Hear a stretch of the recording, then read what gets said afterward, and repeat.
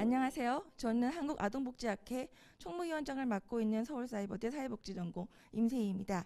2020 사회복지 공동학술대회 한국아동복지학회 섹션 뉴노멀 시대 아동복지 체계의 대응 본격적인 진행에 앞서 한국아동복지학회 회장님이신 정선욱 덕성여대 사회복지학과 교수님의 인사말이 있겠습니다.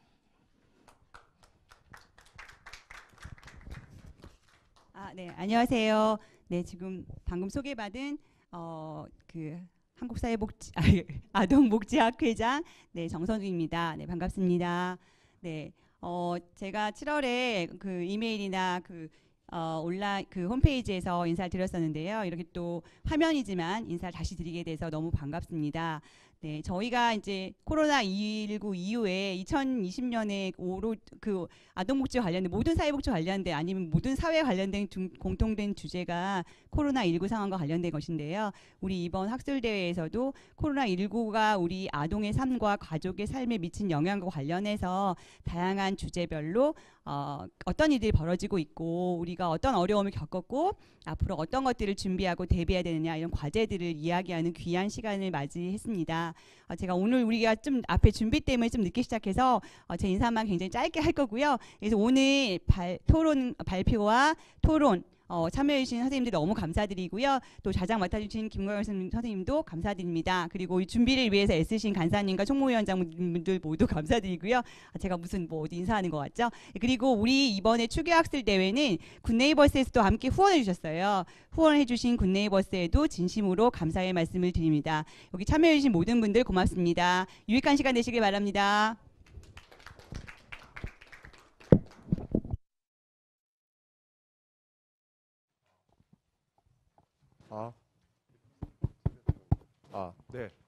네, 안녕하십니까.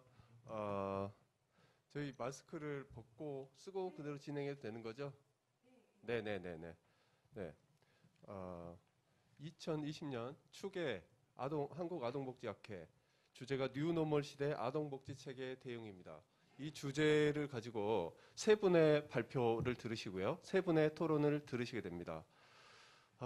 우리가 지금 시간이 제한이 있어서요. 발표하신 분은 15분 정도씩 부탁을 드리고요. 또 토론하시는 분은 10분 정도씩 부탁을 드리겠습니다. 시간을 꼭 엄수를 해주시고요. 시작하기 전에 제가 오면서 그런 생각을 했습니다. 20년 전 외환위기 당시가 자꾸 저는 떠오르더라고요. 외환위기 당시에 경제 빚을 갚아야 된다고 정신없이 저희들이 달렸거든요. 그 와중에 아이들을 놓쳤습니다. 그 놓친 아이들이 오랫동안 힘들어하고 그 여파가 지금까지 계속되고 있는 지속되고 있는 것은 아닌가 하는 생각도 드는데요. 최근에 코로나19 바이러스 때문에 힘들어하는 지금 우리들인데 그것만 바뀐 겁니다. 경제 위기하고 전염병하고 그것만 바뀌었을 뿐이지 여전히 우리는 또 싸우고 있는데요. 이 와중에 또 우리 아이들을 놓치게 될까 봐 또 걱정이 됩니다. 오늘 이 자리가 아이들을 우리가 두 번 실수하지 않도록 아이들을 놓치지 않는 좋은 대안이 만들어지는 그런 자리가 됐으면 좋겠습니다. 준비되셨으면 바로 시작해 주시면 감사하겠습니다. 세 분 연속해서 발표를 해주시고요. 또 토론 연속해서 듣도록 하겠습니다. 네, 시작해 주시죠. 예, 안녕하세요. 첫 번째 발표를 맡은 경기대학교 사회복지학과의 김영모 교수입니다. 시작했으니까 마스크를 좀 벗고 하도록 하겠습니다. 발표 시간은 15분으로 제가 자장 선생님께 말씀을 들었고요. 제목은 코로나19 아동복지 시설입니다. 아까 우리 자장 선생님 우리 이번에 코로나19가 모든 아동 영향을 미치는데 제가 발표할 주제는 특히 아동복지 시설에 살고 있는 아이들 뒤에 말씀드리겠지만 10,000명이 넘습니다. 이 아이들이 개인적으로는 그동안에 코로나 우리나라에 심해진 2월 이후에 어떠한 경험을 했고 제가 슬라이드를 보여드리면 얼마 전까지는 포스트 코로나라는 말을 썼어요. 끝나면 이제는 위드 코로나라고 생각합니다.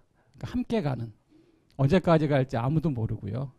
많은 우리 의료에 계신 분들은 백신이 나와도 새로운 변종이 나올 거기 때문에 영원히 간다고 보는 그런 말씀도 있습니다. 그래서 과연 우리가 오늘 목적이 그거 중에 하나입니다. 그동안에 누가 잘했냐 못했나가 아니라 그동안에 6개월 이상의 경험이 있으니까 앞으로 우리가 어떻게 할 것인가. 그리고 현재 살고 있는 아이들은 10,000명 정도지만 계속해서 보호 대상 아동이 발생하고 계속 시설로 들어옵니다. 그러니까 더 많은 수를 우리가 아동복 측면에서 다룰 필요가 있지 않을까 해서 첫 번째 제가 그 그림을 보여드리고 싶었고요. 그동안에 우리가 코로나 이전에 이미 2000년 초에 아동 분야 사업 안내에서 이런 교육을 받았어요. 다 모든 아동들이. 제가 일부러 PPT에 빨간색으로 표시해 놨습니다. 감염병 및 약물의 오용, 남용 예방. 물론 코로나에게는 없었습니다. 근데 3개월에 1회 이상 10시간씩 받고 있어요. 제가 특별히 첫 시간에 앞쪽에 말씀드린 중에 하나가 우리가 매뉴얼만 잘 만든다면 지금서부터는 이 10시간을 활용해서 계속 이 전염병과 싸우는 대처하는 교육들을 할 수 있는 이 법적인 조항이 만들어져 있다는 것을 말씀을 드리고 싶었습니다. 그동안에 굉장히 많은 대책들이 나왔습니다. 제가 몇 가지만 소개할 겁니다. 미리 결론부터 말씀드리면은 이제는 정말 11월 안에 하나의 지침 매뉴얼을 통일된 매뉴얼을 만들면 좋겠어요. 최근에 여러분 더 잘 아시겠지만 노인 요양시설, 주간보호시설에서 많은 코로나가 집단 발생하고 있습니다. 그러면 정말 안 되겠지만 아동복지 시설도 그럴 가능성이 충분히 내재하고 있습니다. 그래서 좀 이번 기회에 계속 제가 많은 발표에서 회의에서 계속 말씀드리고 있습니다. 지침 만들고 매뉴얼 만들어서 이제는 체계적으로 가자. 지나가 욕하는 거 전혀 아닙니다. 이제는 체계적으로 가자는 제안을 하고 싶었고요. 두 번째 빨간색에 이런 걸 많이 했습니다. 자원봉사자, 방문자 시설 출입 금지. 잘하신 겁니다. 근데 언제까지요? 당연히 두 번째가 들어가면서 최근에 다시 열렸어요. 얼마 전부터. 근데 많은 외부 전문가들에서 와서 하는 그런 좋은 프로그램도 스탑된 겁니다. 하나만 더요. 계속 복지부에서 그런 얘기를 했습니다. 접촉을 최소화해라. 밑에 보시면요. 식사 시 일정 거리를 두고 식사하기, 프로그램 정지, 휴지. 제 질문은 언제까지요? 그리고 원칙적으로 대부분의 아동복지 시설이 접촉을 최소화하기 굉장히 어려운 시설 구조입니다. 그래서 그 말씀을 언급을 좀 하고 싶었고요. 두 번째, 코로나 분류에 대응하는 심리 방역 추진에 대한 거는 제가 세 번째 것만 좀 강조하고 싶었습니다. 왜냐하면 그동안에 우리나라에서 아동복지에서 계속 아동만 얘기했어요. 저는 복지는 사람이 하는 거라 생각합니다. 돌보는 종사자에 대한 언급이 거의 없었던 거예요. 이분들은 항상 주의 줘서 주말에 퇴근한 다음에 코로나 조심하십시오. 근데 이분들이 실제 아이를 돌보면서 굉장히 많은 어려움을 겪게 된 겁니다. 그 이전에, 코로나 이전에 경험하지 못했던 것들을 종사자분들이 하고 있다는 거 여러분 좀 강조를 좀 하고 싶었습니다. 아동복지 시설의 종류는 여러 개 있는 거 제가 법에 넣어놨으니까 보시면 될 것 같고요. 제일 많은 수는 양육시설입니다. 일시보호시설, 보호치료시설, 공동생활가정. 마지막 것만 제가 좀 언급을 하고 싶었습니다. 공동생활가정은 여러분 아시겠지만 아동이 7명까지 생활합니다. 종사자가 2분 내지 3분이에요. 뒤에 말씀드리겠지만 만약에 한 명의 종사자가 확진이 되었을 때 대체 인력이 준비가 안 됐던 겁니다. 이제는 만들어야 됩니다. 물론 모든 아동복지 시설에 대체 인력도 만들어야지만 특히 종사자 수가 적은 공동생활 가정의 여러 가지 것들은 좀 만들면 좋겠다. 대체 인력 제도에 대한 것들을 제안을 드리고요. 아동복지시설 현황 부분 약간 오래됐지만 가장 최근 복지부 자료가 18년 12월 31일 현재입니다. 279개 시설에 12,193명의 아동이 생활하고요. 앞에 설명 말씀드린 것처럼 계속해서 1년에 한 4,000명 넘는 보호대상 아동이 발생합니다. 50% 가까이는 아동들이 시설로 갑니다. 그렇다면 계속해서 우리가 정말 종합대책을 만들지 않으면 위드 코로나 시대에 더 어려움이 있을 수 있다는 거. 다행히 정말 진짜 감사한 거는 정부에서 많이 노력을 해서 아동복지 시설엔 제가 아는 범위 내에서는 한 명도 발생 안 했습니다. 종사자든 아동이든. 근데 언제든지 가능성이 있잖아요. 그래서 그런 부분에 대한 것들 좀 체계적으로 하자는 말씀을 꼭 드리고 싶었습니다. 그 다음 PPT에 현황 부분 넣어놨으니까 자료를 보시면 될 것 같고요. 전체 이번에 아동복지학회 주제이기도 합니다. 뉴노멀 시대 어떻게 미래를 준비할 것인가 여러 가지 것들 제가 이거 얘기하면 끝이 없을 것 같으니까 다른 여러 가지 세션에서 많은 좋은 말씀을 들으면 좋겠습니다. 하나만 강조하고 싶었습니다. 마지막이에요. 세 번째요. 서비스 제공 방식의 변화. 외부 전문가를 못 들어오게 하고 우리 아이들도 외부에 많이 못 나가게 했기 때문에 여러 가지 비대면 서비스. 근데 중요한 것은 계속해서 생활하는 아동들이, 종사자분들이 여러 가지 서비스가 필요한 문제를 경험하고 있기 때문에 거기에 대한 것들은 스탑할 수 없다는 겁니다. 뉴노멀 시대에 무엇이 바뀌어야 하는가 이런 얘기를 되게 많이 합니다. 집합적 다중시설. 아동복지시설의 대표적인 시설입니다.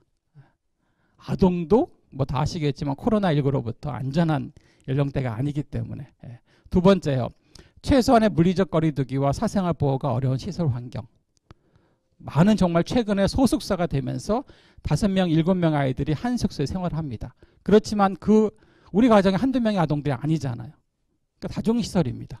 종사자분들이 계속 출퇴근을 합니다. 거기서 과연 최소한의 물리적 거리두기가 가능한지에 대한 부분 말씀을 꼭 드리고 싶었습니다. 그 다음에 제가 오늘 이 말씀은 정말 꼭 드리고 싶었어요. 계속 우리가 아동 얘기만 합니다. 돌보는 사람은 성인이에요. 그러니까 종사자 역할에 대한 부분. 그 이전 일보다 더 늘어난 거예요. 아동을 돌보고 제가 최근에 하나의 시도에 아동복지협회랑 양육 매뉴얼 작성을 하고 있는데 매뉴얼 연구요구를 하고 있는데 실제 아이들이 코로나 이전에도 많은 변화를 겪으면서 많은 문제 행동을 보입니다. 뭐 ADHD 포함해가지고 스마트폰 중독, 인터넷 중독, 정신건강의 문제, 경계선 지능 아동에 대한 양육 플러스 코로나19로 인한 돌봄에 대한 부담이 더 늘어난 겁니다. 실제로 많은 최근에 들어온 보육사 선생님들이 많이 그만두신대요. 힘들어서. 두 번째입니다. 언택트 사회복지적 개입, 비대면 방식.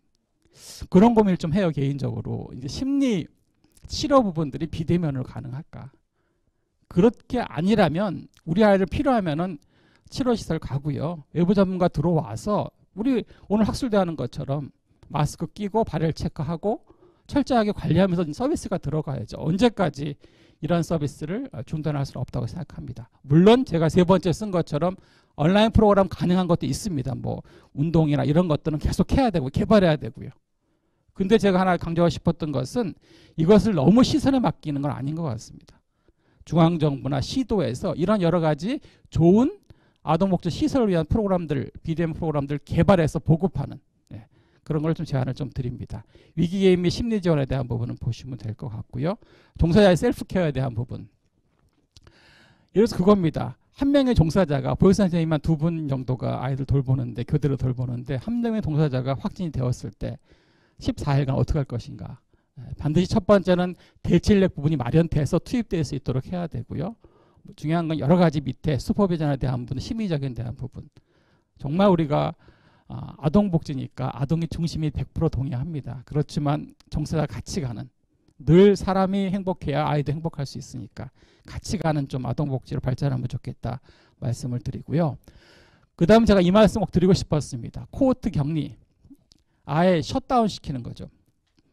이거더라고요. 일상의 코호트 정리 그래가지고 아동복지 시설 등 집단 거주시설을 코호트 격리했습니다. 일정 기간 계속 2주 격리하고 풀고 2주 격리하고 풀고 미리 말씀드리면 잘한 겁니다. 그래서 한 명도 발생 안 했잖아요. 그 다음입니다. 과연 이제는 누구를 비난하는 게 전혀 목적이 아닙니다. 이제는 과연 코호트 격리가 앞으로 필요한가? 제가 늘은 그런 고민을 했어요. 시설에 갈 때마다 상반기에. 우리 아이들은 외출도 못 하잖아요. 코호트 격리시켰으니까. 나가지 말라 그랬으니까. 우리 일반 가정의 비시설에 생활하는 아동들은 했잖아요. 그렇다면 과연 그 사이로 인해서 시설에 생활하는 아동들이 인권이 침해된 건 아닌가. 다시 한번 생각을 해보고요. 그거를 뒤로 가자는 게 아닙니다. 앞으로 2단계, 3단계 되었을 때 코호트 격리보다는 셧다운보다는 또 다른 여러 가지 대안을 마련해가지고 좀 더 조심하고 이런 것들에서 계속해서 하면 좋겠다. 어디는 그런 말씀 하시더라고요. 아이들을 못 나게 하니까 2층에서 뛰어내려서 가출했대요. 정말 나가고 싶으니까 이해되잖아요. 우리가 성인들도요. 그래서 그런 부분 좀 말씀을 드리고 싶었습니다. 또 하나 아까 계속 제가 언급하는 것 같아요. 종사자의 감염으로 인한 서비스 제공에 공백이 생기는 것들에 대한 대책도 만들면 좋겠습니다. 그 다음에 또 하나 이 부분 말씀을 드리고 싶었습니다. 이게 그러니까 코로나19가 좀 심해지면서 아동복지시설이 다 예산이 지방이양돼 있기 때문에 시도별로 차이가 있었어요. 저는 이건 아니라고 생각합니다. 중앙정부에서 공통적인 지침하에서 같이 가야죠. 시도별로 물론 코로나19로 인한 확진자 수가 틀릴 수 있어요. 그렇지만 기본적으로 아이가 아동들 어디 생활할지 동일한 복지가 보장되고 권리가 보장받아야죠. 그래서 좀 중앙정부의 통일된 형식으로 가면 좋겠다 말씀을 드리고요. 제가 한 4분 남은 것 같은데 감염병 대응 과제는 여러 개 적어놨습니다. 자세한 내용은 좀 PPT를 참조해 주시면 좋겠고요. 좀 지자체에서 그러니까 중앙정부에서 지침을 만들고 앞으로 2단계, 3단계를 어떻게 하겠다. 1단계도 마찬가지입니다. 그거를 시도에서 공통된 기준에서 가면 좋겠다 말씀을 드리고요. 계속 제가 뭐 시나 도나 중앙정부가 계속 이 얘기를 합니다. 감염병 관리 및 대응 매뉴얼을 좀 구체화하면 좋겠다. 없습니다. 그리고 잘 보시면 그동안의 많은 지침들은 성인 위주의 용어도 다 성인한 용어들입니다. 아이들이 이해하기 쉽게 그런 연령대에 맞는 매뉴얼을 좀 구체화하면 좋겠다 제안을 드리고요. 그 다음에 이러한 인력 부분들 정말 그런 생각이에요. 진짜 어느 날 종사자분이 두 분이 확진자가 되었을 때 시설에서 어떻게 대처하느냐. 문 닫고 아무도 못 나가게 하나요? 14일 동안? 그건 아니잖아요. 그렇다면 이러한 안정적인 서비스 지원할 수 있는 대체 인력에 대한 부분 필요하다면 정말 한시적으로라도 인력 배치 기준을 좀 손을 봐서 한두 명 더 추가 들어가서 그러한 인력을 커버할 수 있도록 하는 것까지 좀 말씀을 드리고 싶습니다. 그 다음에 제가 최근에 인권위에 관련돼서 논문도 하나 썼는데요. 글도 하나 썼는데 이런 과정 속에서 아동의 의견 표명권, 아동의 의견을 듣는 용어부터가 다 성역이잖아요. 그래서 이런 의견 표명권 측면에서 좀 더 우리 앞으로 하반기 준비해서 내년서부터는 코로나19 관련된 정보의 제공이나 대책 부분에 대처 부분에 아동 의견을 듣고 최대한 반영할 수 노력하는 부분 이것이 저는 아동복지고 아동 권리라고 생각합니다. 예, 그런 한번 말씀을 드리고요. 그 다음에 두 번째 여러 가지 코로나19로 인해 바뀐 행복에 대한 부분 제가 왜냐하면 그 생각을 했어요. 지금은 12,000명이지만 계속해서 보호대상 아동이 발생하면 그 아이들이 시설로 오잖아요. 두 번째 발표하신 교수님 말씀하시겠지만 최근에 아동학대가 증가되고 있어요. 학대 피해 아동이 또 시설로 옵니다. 이게 오늘 발표 주제가 세 개가 전 개인적으로 다 연결되어 있다고 생각합니다. 정신건강 포함해가지고요. 그 다음 세 번째입니다. 많은 여러 가지 자료에서 최근에 코로나19로 인해서 부부 갈등이 증가하고 아동학대가 증가합니다. 그 말씀 계속 연결되고요. 마지막에 있는 그 부분이요. 이제 모든 설명들을 저도 어려워요. 계속 어떤 분은 계속 코비드-19 그러시는데 코로나19란 말이 있지만 좀 더 이런 여러 가지 대책에 대한 부분도 아동의 입장에서 쉬운 용어로 이해할 수 있도록 우리가 이해하는 거를 초등학교 1학년 아이들이 이해 못할 수 있습니다. 예. 이유를 설명해주고 이런 여러 가지 좀 더 아동의 눈높이에 충분한 설명을 하면 좋겠다는 말씀을 드리고요. 그 다음에 여러 가지 위드 코로나 시대 준비를 위한 재원에서 아동복지시설 운영에 대한 지원에 대한 부분 지금보다 더 예산이 들어와줘야 됩니다. 인력 부분 포함하고요. 제가 그런 생각을 해요. 이용시설 갈 때마다 복지관 갈 때마다 열화상 카메라가 있습니다. 아동복지시설에는 아직 없어요. 중앙정부에서 모금해서 지원해서 그 아이들이 하루에 얼마나 많이 왔다 갔다 하는데 그때마다 온도 재고 이런 거는 인력의 낭비고 시간의 낭비라고 생각합니다. 그래서 이런 여러 가지 것들에 대한 말씀을 드리고 싶었고요. 마지막 슬라이드 한 1분 정도 마무리가 끝내도록 하겠습니다. 여러 가지 제가 이미 말씀을 드렸는데 소프트웨어랑 좀 하드웨어를 나눠서 위드 코로나 시대의 아동복지시설의 과제를 좀 정리해 봤습니다. 정말 그럼 좋아지면 좋겠지만 안 좋아진다면 계속해서 온라인 수업이 들어갑니다. 아이들 학년도 틀리고요. 학교도 틀립니다. 그래서 아동복지시설에서 온라인 수업하는 지원에 대한 부분 당연히 뒤에 있는 것처럼 밑에 연결됩니다. 그래서 IT 기기나 와이파이 환경에 대한 구축하는 부분. 두 번째는 누군가 도와줘야 돼요. 그래서 각종 일자리 사업. 이제는 정말 발을 체크하고 마스크 끼고 조심해 들어가서 그런 여러 가지 온라인 학습도 지원하고요.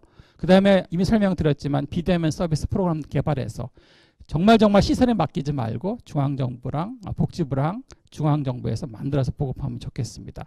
마지막으로 하드웨어 맨 밑에 쓴 거요. 위드 코로나 시대에 전문가가 정말 전문성을 가지고 일을 할 수 있는 환경을 만들어줘야 되기 때문에 아동복지시설의 효율적 효과적 운영을 위한 추가 인력을 배치하는 것까지 함께 검토하면 좋겠습니다. 이상으로 발표를 마치겠습니다. 고맙습니다. 감사합니다. 경기대학교 김영모 교수님 발표해 주셨습니다. 포스트 코로나가 아니고 이제 위드 코로나다 이 말씀도 굉장히 인상적이었고요. 또 대응 지침이나 매뉴얼을 전국적으로 좀 통일했으면 좋겠다 이런 말씀도 굉장히 인상적이었습니다. 계속 이어서요.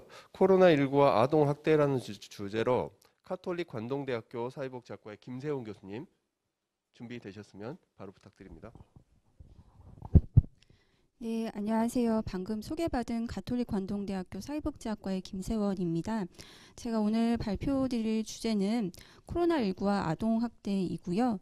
여러 이제 매체를 통해서 상반기에도 굉장히 많이 논의가 됐었고 보고가 되고 있는데 실제로 이제 아동학대 사례 수 자체는 그러니까 우리가 지난 5년간을 기준으로 봤을 때는 계속 증가 추세에 있었는데 올해 상반기 특히 2월, 4월에 아동학대 신고 건수는 작년 그 동일 기간으로 기준을 했을 때는 20% 정도가 감소를 했고 교직원에 의한 아동학대 신고 건수는 동일 기간 대비 이제 82%, 83% 정도가 감소한 상황입니다. 그럼에도 불구하고 사실은 언론에서 이제 많이 언급이 되었던 보도가 되었던 그 사례들은 아동이 사망을 한다든지 학대로 인해서 그래서 오히려 심각한 학대들에 대한 그 사례에 대한 보고는 굉장히 많았었는데요. 이게 지금 현황이 어떻게 되는 것인지에 대해서 우리가 조금 면밀하게 살펴볼 필요가 있는데 해외에서도 사실 뭐 독일이나 미국, 캐나다 같은 경우에도 올해 상반기에 발생한 아동학대 신고 건수가 작년의 동일 기간 대비해서는 이제 적게는 27%에서 이제 많게는 43%까지 지금 감소를 했다라고 보고를 하고 있습니다. 아동들이 아무래도 이제 학교를 가지 못하다 보니까 이 교직원이나 혹은 뭐 다른 돌봄 기관에서 신고되는 사례들이 많아야 되는데 지금 그런 부분들이 많이 줄고 있어서 공식적인 아동학대 사례 신고 건수는 지금 많이 감소가 된 상황으로 보이고 있습니다.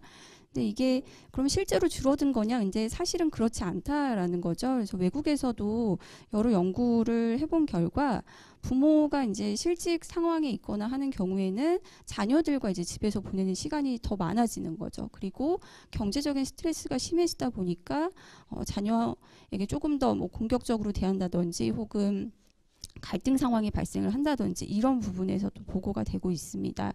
그래서 코로나19로 인해서 실직을 경험한 부모의 자녀는 그렇지 않은 자녀에 비해서 학대를 경험할 가능성이 지금 외국에서는 한 5배 정도 더 높을 것이다 이렇게 얘기가 되고 있습니다. 그리고 실업이 1%포인트 증가했을 때 방임은 한 20% 증가하고 있다고 하는데요. 실업수당을 더 많이 주는 그 주의 경우에는 실업이 방임에 미친 영향이 감소를 하고 있다고 합니다. 근데 아직 우리나라에서는 실제 이렇게 자녀가 있는 가구 내에서 가구주나 이제 다른 성인의 직업 상태의 변화라든지 이런 것들과 그 방임이나 다른 아동학대 간의 관계에 대해서는 공식적으로 파악된 부분은 없지만 분명히 동일하게 이렇게 좀 영향을 받고 있지 않을까라는 생각이 들고 있습니다. 그리고 또 아동이 이제 학교를 가지 않다 보니까 집에서 온라인에 노출되는 시간이 증가를 하고 있어요. 그러면서 이 온라인 성범죄에 노출된 가능성이나 또 이제 피해가 실제로 보고되는 것도 많이 증가가 되고 있습니다. 그래서 겉으로 보이기에는 아동학대 신고 건수가 감소를 하였지만 실제로는 아동이 집에서 부모나 또는 온라인을 통해서 학대에 노출되었을 가능성은 굉장히 높을 것으로 그렇게 판단이 되고 있습니다. 많이들 아시겠지만 학대는 이제 피해 아동에게 뭐 건강이나 교육이나 뭐 범죄 행동 이런 여러 부분에 부정적인 영향을 미치고 있고요. 사회 경제적으로도 보면 이제 미국에서는 코로나19 이전에는 학대가 발생했을 때 피해 아동 한 명에게 일생에 걸쳐서 투입되는 비용이 이제 83만 달러라고 이렇게 추정을 하고 있습니다. 근데 앞으로 이게 코로나19로 인해서 아동학대 피해를 경험한 아동이 증가를 하게 되면 결국 이런 사회적인 비용도 많이 증가할 것이다라고 이제 얘기를 하고 있습니다. 이제 가장 중요한 부분은 어떻게 하면 그러면 지금 공식적인 아동학대 신고 건수는 줄어들고 있고 그동안 학대 신고 의무자에 의해서 신고되었던 그 사례들이 많이 감소를 하고 있는데 이 발견되지 않은 아동을 어떻게 발견을 하고 우리가 개입을 할 것인가 이게 가장 중요한 얘기가 될 수 있을 것 같은데요. 첫 번째로는 아동 보호에 대해서 이제 더 많은 대중을 적극적으로 참여시킬 필요가 있다. 그러니까 주위에서 조금이라도 학대 의심 징후가 있다든지 하게 되면 신고 의무자가 아니더라도 이거를 신고할 수 있게끔 그런 통로를 또 마련을 해주고 여기에 대해서 충분히 홍보를 하는 게 굉장히 중요하고요. 두 번째로는 스트레스가 높은 가정을 파악하기 위해서 많은 아동 아동 청소년 복지 기관들이 지금 다양한 행동 전략을 개발을 하고 있고 이제 외국의 사례들에 대해서 이제 몇 가지 이렇게 소개를 해드렸는데요. 외국 같은 경우에는 이 온라인이나 이제 웹사이트를 통해서 가족이나 혹은 아동들이 이용할 수 있는 이런 서비스 목록을 게시를 한다든지 특히 임신을 하고 있는 상태라든지 3세 이하의 이제 부모라든지 3세 이하의 자녀를 둔 부모라든지 그런 경우에는 온라인이나 전화 상담을 통해서 서비스를 받을 수 있는 그런 목록을 계속 이렇게 게시를 하고 이용을 할 수 있도록 이렇게 독려를 하고 있습니다. 그리고 세 번째, 약사, 소매업자 등 아동과 접촉 가능한 경우 아동보호에 참여할 것을 권고를 하고 있는데요. 신고 의무자는 아니더라도 이게 그 의심 징후가 파악이 된다든지 혹은 이런 그 사람들을 이제 부모나 어떤 피해 아동이 이제 좀 접근할 수 있게 되면 도움을 받을 수 있도록 뭐 포스터라든지 영수증 뒷면에 정보를 이제 인쇄를 한다든지 이런 좀 작은 아이디어들도 지금 같이 소개가 되고 있습니다. 그리고 앞에서 발표해 주신 교수님께서도 말씀을 해주셨지만 우리가 계속 그 서비스 제공을 안 하고 있을 수는 없잖아요. 그러면 어떻게 하면 제공자의 건강을 보호하면서 피해 아동이나 부모에게 필요한 서비스를 제공할 수 있을 것인지 여기에 대해서 이제 기준을 마련을 하고 사회복지사도 적절한 이런 보호 장구를 통해서 서비스를 계속해서 제공할 수 있게 하는 것들이 필요하다 이런 얘기들이 되고 있습니다. 그리고 이 외국 같은 경우에는 뭐 전화 상담을 더 강화해 보기도 하고 뭐 영상 통화나 이런 것들을 더 강화해 보기도 했는데 전화는 아무래도 이제 저희가 그 상황을 확인을 할 수가 없으니까 좀 한계가 있고 전화보다는 영상 통화가 우리가 아동의 상태를 조금 더 확인하기에 용이하더라. 이런 장점이 있지만 그럼에도 불구하고 굉장히 어린 자녀가 있다든지 혹은 가정폭력 사례가 있을 경우에는 영상 통화도 조금 제한점이 있다라는 얘기를 하고 있고요. 디지털 형태로 우리가 그러면 서비스를 제공을 빨리 해야 된다 이런 얘기를 하고 있는데 이게 그 하드웨어적인 부분은 어떻게 보면 조금 더 쉬울 수는 있는데 여기에서 우리가 그러면 정보 공유를 어느 정도 해야 되는지 개인정보 보호는 또 어떻게 해야 되는지 이거를 이용하는 그 사람들이나 제공하는 사람들에 대해서 훈련은 또 어떻게 할 것인지 이런 부분에 대해서는 지금 당장은 뭔가 좀 합의된 그런 기준이 없는 상황입니다. 그리고 뭐 이런 부분들 외국에서는 뭐 아이패드를 보급을 했더니 아동들에게 아동학대 신고 건수가 조금 증가가 되었고 아동 음란물을 감시하는 스탑잇나우라는 이제 프로젝트를 영국에서는 시행을 했더니 이제 훨씬 더 신고가 많이 증가했더라. 그리고 독일 같은 경우에는 부모의 양육권을 우선시하는 그런 가족법 때문에 이게 아동을 분리할 수가 없어서 개입의 한계가 있다. 이건 약간 우리나라하고도 지금 조금 일관되는 그런 여론인 것 같습니다. 그래서 이런 부분들이 논의가 되었고요. 우리나라에서도 가정 양육 중인 만 3세 아동 및 취약 연령 아동, 뭐 학대 우려가 있는 아동에 대한 조사 계획이나 드림스타트 사례가정 아동들에 대해서 이제 집중 점검을 하거나 이전에 학대 신고가 있었던 사례에 대해서 점검을 하는 것들이 논의가 되고 있고 아동학대 전담 공무원 배치는 뭐 작년부터 이제 논의가 되고 있는 부분이고요. 학대 피해 아동 쉼터나 아동보호 전문기관 증설하고 이제 뭐 심리치료 인프라 구축 예산을 투입을 하겠다 이런 부분들에 대해서 논의가 있었고 학대 발생 시에 피해 아동을 보호자로부터 즉시 분리할 수 있도록 아동복지법 개정안 발의가 되어 있는 상황입니다. 네, 한 가지 이제 조금 우리가 고민을 해봐야 되는 부분은 분명히 이제 필요하다면 아동을 그 가해자로부터 이제 분리를 해서 보호를 하는 게 중요한데 분리하고 났을 때 우리가 어떻게 도움을 줄 수 있는 것인가 여기에 대해서는 아직까지 이제 좀 구체적인 어떤 방안들이 제시가 되고 있지 않은 것 같다라는 생각이 듭니다.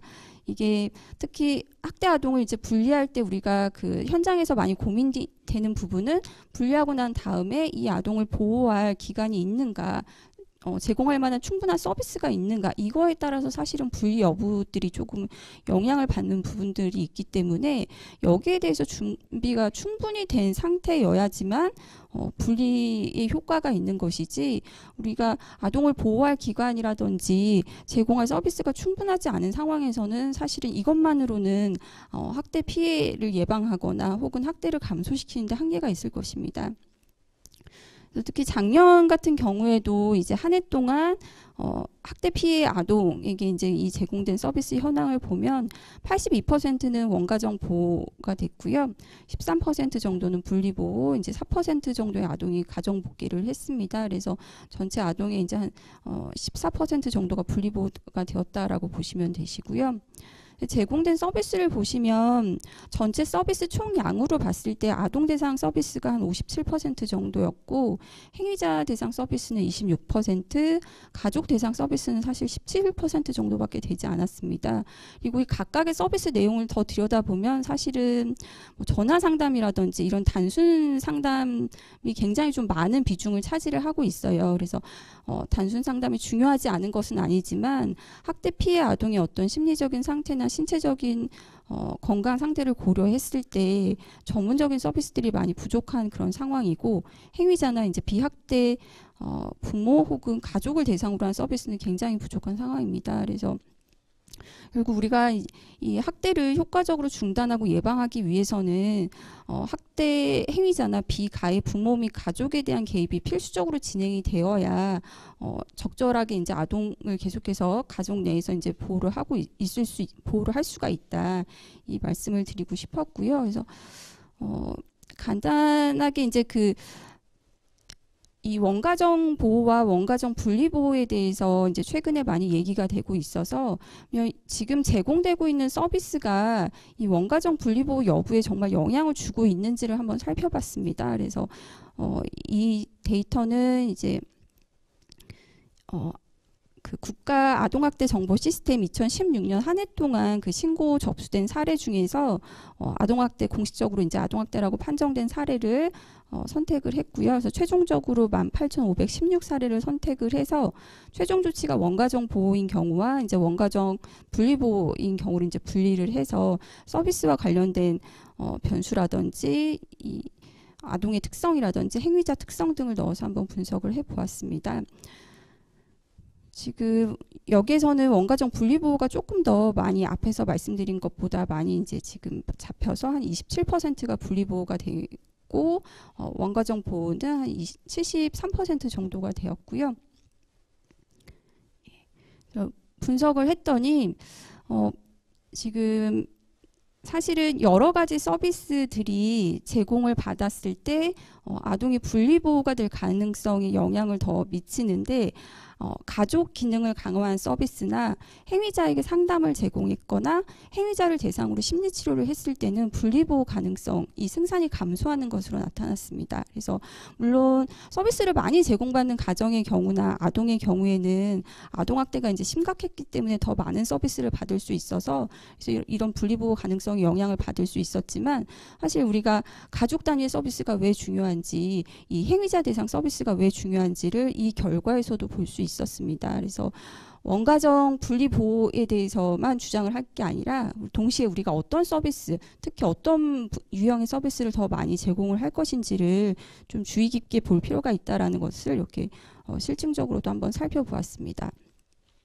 다시 한번 앞에서 말씀드렸던 부분을 정리해서 말씀드리면 학교 등교 중단으로 인해서 교사 등을 통한 이제 아동학대 신고는 감소되었지만 실제로는 부모의 스트레스나 실직 또 어린 아동이 혼자 집에서 보내는 시간이 증가를 하고 하면서 아동학대 사례는 이제 증가했을 것이다. 이건 이제 뭐 우리가 한 해가 다 지나고 공식적인 통계와 또 의료기관이나 경찰서 등을 통해서 신고된 사례의 어떤 비율 등을 살펴봐야겠지만 이렇게 이제 저희가 얘기를 할 수가 있을 것이고요.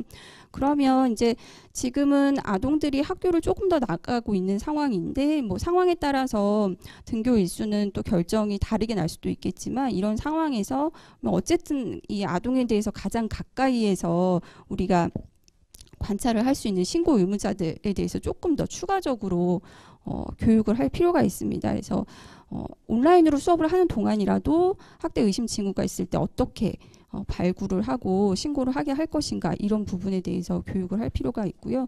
지금 사실은 의무교육 그러니까 신고 의무자들 대상으로 교육이 있기는 한데 그게 1년에 1시간 정도밖에 안 돼요. 그래서 실무에서 이제 현장에서 일하시는 선생님들의 얘기를 들으면 잘 모르겠다. 이게 아주 명백하게 학대인 경우에는 신고가 조금 용이하지만 경계선 상에 있는 경우에 이거를 신고를 해야 될지 말아야 될지에 대해서도 많이 고민을 하고 계시더라고요. 그래서 이 신고 의무자들 대상으로 조금 더 추가적인 교육을 실행을 할 필요가 있고요.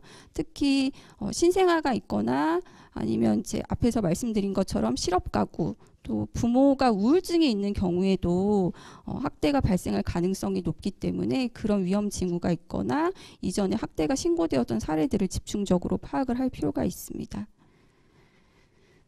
그리고 그렇게 신고된 아동들에 대해서 지금 피해 아동 대상 상담 서비스에 굉장히 집중되어 있는 서비스를 조금 더 세분화하고 전문화할 필요가 있다.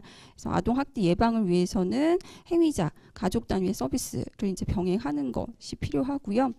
그리고 의료, 심리치료, 가족기능 강화 등 서비스 전문화 및 양적 확대 이런 부분도 중요하지만 분명히 저희가 지역별로도 서비스 격차가 굉장히 커요. 그래서 실제 이거를 분리보호 여부를 결정을 할 때도 영향이 있지만 그 안에서 아동들이 서비스를 받을 때도 이런 부분들이 많이 차이가 있기 때문에 여기에 대해서도 해결 방안을 모색을 해볼 필요가 있습니다. 그리고 마지막으로 이제 행위자 대상 개입 강화 등에 대해서 이제 말씀을 드렸고요.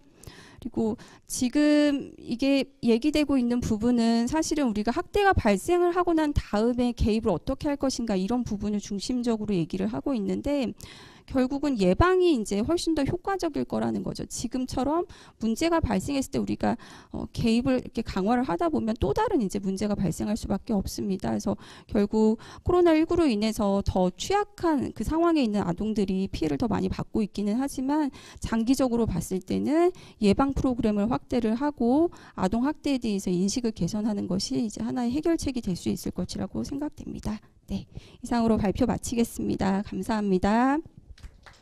네, 수고하셨습니다. 코로나19와 아동학대라는 주제로 카톨릭 관동대학교 사회복지학과의 김세용 교수님 발표해 주셨습니다. 그러니까 최근에 초반에는 아동학대가 좀 가려져 있다가요. 최근에 그 신고율이 급증하고 있다고 제가 들었거든요. 그러면서 작년 수준을 이미 넘어선 지역들이 나타나고 있다는 얘기를 제가 들었는데요. 아무튼 심각한 상황인 것 같습니다. 어떻게 발견할 것인가, 어떻게 개입할 것인가와 관련된 말씀을 주셨습니다.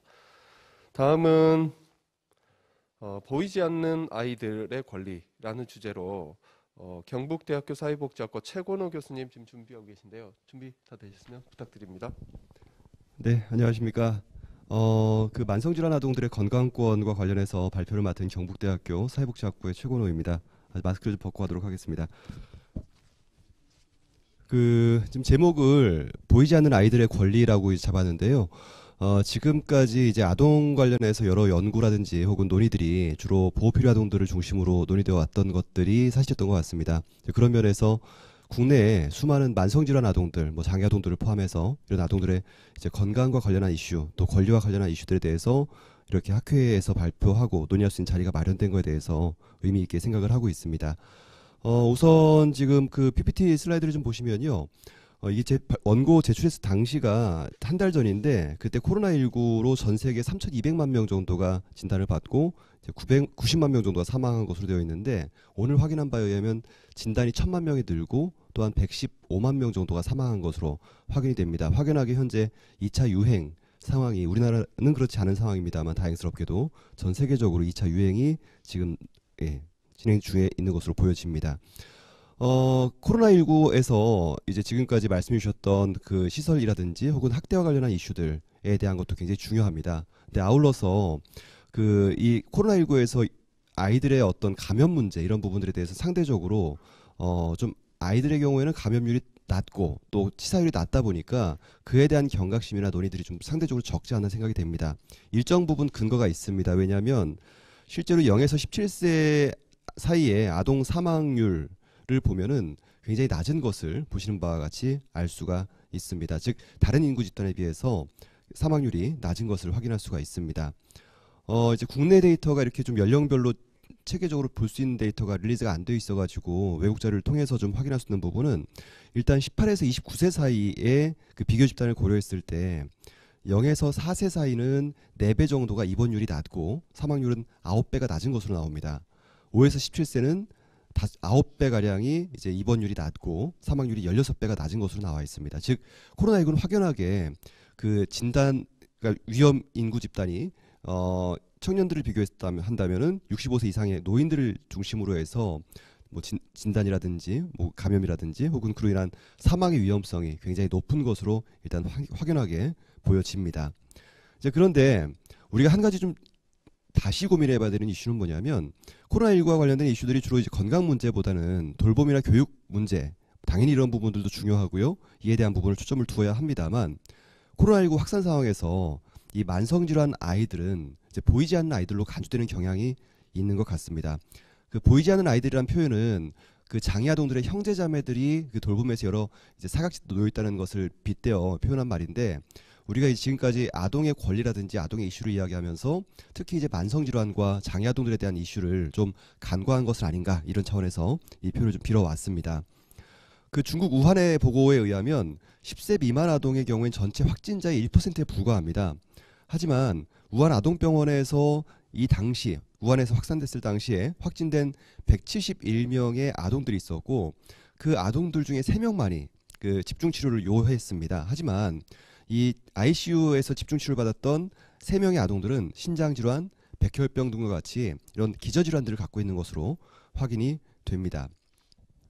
코로나19의 상황에서 그 사망 위험성을 높이는 질환으로는 대표적으로 연구 결과들에 의하면 심혈관 질환, 당뇨, 또 만성 폐질환, 고혈압, 암 이런 것들이 있는 것으로 확인이 됩니다. 틀림없이 건강한 아동들의 경우에는 이 코로나로 인한 사망 위험률은 낮지만 성인과 마찬가지로 기저질환이 있을 경우에 사망 위험이 높아지는 것으로 확인이 됩니다. 특히 아동의 만성질환 중에 자주 확인되는 그 소아당뇨, 그러니까 일형당뇨라고 하죠. 그 다음에 만성 폐질환 혹은 암 뭐 등등과 관련된 질환들은 아동 역시도 성인 못지않게 높은 사망 위험을 갖는 것으로 확인이 됩니다. 특히 제가 오늘 좀 모든 질병들을 다 얘기할 수 없을 것 같고요. 특히 소아청소년 암을 중심으로 좀 말씀드리도록 하겠습니다. 그 소아청소년 암은 주로 백혈병과 중추신경계 종양이 전체 70~80%를 차지하고 있고 질병 특성상 항암화학요법을 비롯해서 치료가 종결된다 손치더라도 낮은 면역 상태에 놓여 있다 보니까 코로나19로 인한 감염 위험성들이 굉장히 높은 것으로 확인되고 있습니다. 국내에서 대한암학회와 국립암센터에서 2020년 4월에 국내 코로나 상황에서 기반한 암 환자 진료에 대한 권고사항을 발표했습니다.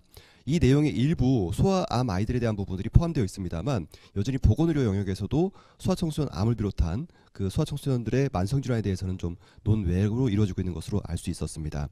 영국의 CCLG 즉 영국에서 이제 그 소아암과 관련한 어떤 그 의료진들의 그룹에서는 그 특별히 이식 후 치료 중이라든지 면역 억제 약물을 복용한다거나 등등 여러 아동들에 대해서는 특별한 어떤 위험 요소가 있기 때문에 관리가 필요하다라고 가이드라인을 제시하고 있습니다. 국내에 소아청소년 암에 대해서는 주로 이제 그 뭐 모금이라든지 혹은 뭐 치료비 지원 이런 쪽으로 많이 논의를 하고 있는데요. 사실 연간 1000여 명 가량의 아동들이 암으로 진단을 받고 있습니다.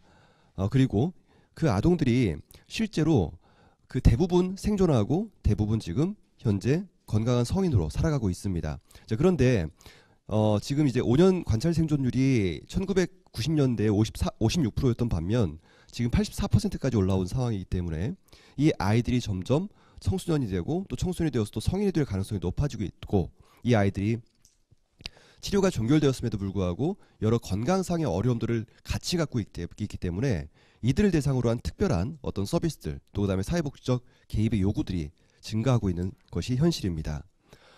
몇 가지 이슈를 좀 말씀드리도록 하겠습니다. 우선 첫 번째로는요. 그 소아청소년 암 아동들뿐만 아니라 여러 만성질환 아동들, 장애 아동들을 포함해서 감염 위험성이라고 하는 것에 다른 무게를 갖고 있다고 하는 것입니다.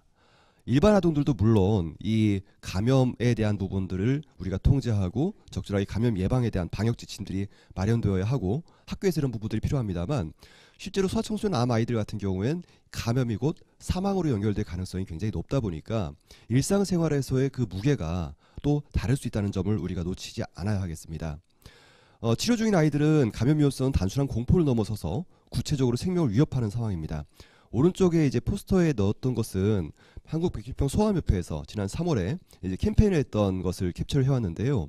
당시에 이제 마스크 대란이 나면서 소아암 아이들 같은 경우는 항상 마스크를 쓰고 생활을 해야 되는데 당시 아이들이 집에서도 써야 되는 마스크가 동일하면서 배분에 있어서 이런 부분의 우선순위들이 사실 좀 당시 좀 무너졌던 측면들이 있습니다. 뭐 그리고 코로나 당시에 중국에서 암 진단을 받았던 사람들 대상으로 조사했던 결과 23.4%는 우울, 17.7%는 불안, 9.3%는 PTSD 위험군으로 확인이 됐었고 그 이 코로나19가 실제로 이제 암 환자들을 대상으로 해서 이제 심각한 정신적 어려움들을 유발하고 있음에 대한 부분이 좀 더 면밀하게 국내에서도 연구가 이루어질 필요가 있겠습니다. 두 번째로는 교육 이슈를 좀 말씀드리고자 합니다. 그 2000년대 중반, 그러니까 정확하게 2005년에 그 소아청소년 암을 비롯해서 3개월 이상의 치료를 요하는 아동들을 대상으로 해서 특수교육법 개정과 함께 이들을 건강장애의 개념으로 규정을 한 바 있습니다. 건강장애로 규정을 하면서 이 아동들의 특수교육적 권리를 인정하고 있습니다. 그렇기 때문에 과거에는 암을 진단받은 아이들이 치료가 진행됨에 따라서 학교를 포기하던 상황들이 늘었다면 2005년 이후부터는 아이들이 여러 원격 교육이라든지 혹은 병원 내에 있는 병원학교 교육을 통해서 원적 학교 출석을 인정받아서 아이들이 더 이상 유급당하는 가능성은 좀 줄어들었습니다. 그런데 문제는 뭐냐면 이 아이들이 실제로 학교 교육을 통해서 성취되어야 될 두 가지 목표. 첫 번째로는 학업 결손을 막는 것. 두 번째로는 학교에 잘 적응하는 것. 이 두 가지가 달성되어야 되는데 결손에 대한 부분은 일정 부분 막았다 손치더라도 실제로 학교 안에서 이 만성질환 아동들이 통합되고 또 적응할수록 지원할 수 있는 그런 소프트웨어적 접근들은 굉장히 취약했던 것이 현실입니다. 실제로 이제 우리나라에서 그 특수교육법의 건강장애 개념이 도입되었던 것에 어떤 벤치마크가 되었던 미국의 장애인 교육향상법에서는 이 아동들을 대상으로 한 개별화 교육 프로그램 IEP라고 하는 것이 제공되고 있습니다. 우리나라에서도 이 IEP라고 하는 것들이 제도로는 포함되어 있습니다만 실질적으로 어떻게 작동하고 있는가 이런 부분들은 다시 한번 과거에도 이제 우리가 좀 고민을 해야 되는 지점이고요. 코로나19 이후에 이 아이들의 교육적 상황들이 사실 좀 뒤로 밀리고 있는 점들 이런 것들이 고민됩니다. 코로나19 상황에서 최근에도 경기교육연구원에서도 발표했던 바와 같이 이 교육 격차가 점점 더 심각한 상황으로 벌어지고 있는 것으로 보여집니다. 그런데 문제는 뭐냐면 지금 이제 다시 그 사회적 거리두기 단계가 완화되면서 아이들이 학교에 다시 가고 있는 상황에서 이 아이들은 학교에 전혀 갈 수가 없습니다. 왜냐하면 부모님들께서 갖고 계신 여러 불안들 또 그리고 그 학교에서의 감염 위험성들 이런 것들이 있다 보니까 사실상 이 아이들의 경우에는 여러 상황에서 교육적 권리에서 배제되어 있는 것이 지금 현실이라고 볼 수 있겠습니다. 지금 이제 코로나19 이전부터 대안적 교육 체계로서 민간 단체를 중심으로 해서 돌봄 및 교육 제공 프로그램들이 이루어져 왔지만 이 역시도 코로나 상황에서 전부 닫혀 있다 보니까 이 아이들이 이제 안 그래도 사회적 관계를 가질 수 있는 기회가 박탈되어 있는데 더더군다나 지금 상황에서는 집안에만 머무르고 있는 상황들이 더 심각하게 전개되고 있습니다.